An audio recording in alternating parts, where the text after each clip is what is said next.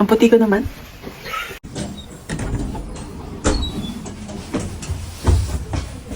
You saw yourself? Ha. Hello everyone! Another day, another vlog. And this time, samahan nyo kaming kumain sa Sakura. Japanese restaurant siya that you can find near our hotel in Belfast. First dinner namin to sa Belfast at in fairness, yung street na tinitira namin ay isang hilera ng mga kainan. Sinubukan naming i-explore yung ibang restaurants kaya lang wala, bias talaga kami pag nakakita kami ng Japanese resto. Nakaka-amaze yung conveyor belt ng mga sushi, di ba?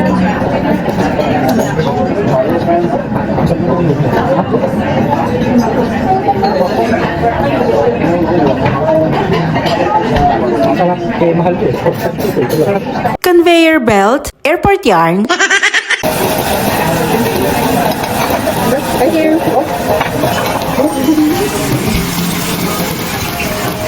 Iba sana yung order namin pero since mabait si kuyang waiter, edi we followed his recommendations. And in all fairness, masarap nga yung recommendation niya. Hindi kami na-disappoint.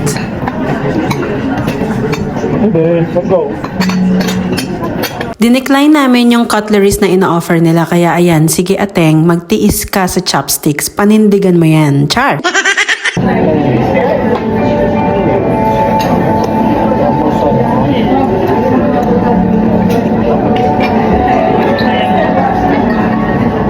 Maliit lang yung place nila pero alam mo, masarap talaga yung pagkain dito kasi hindi nawawalan ng naghihintay for a table outside.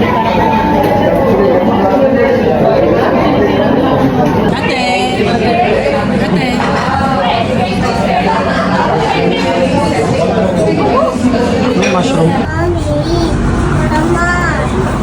Mommy, come on. Let's go. Isang pamilya na naman po ang matutulog ng busog. Char!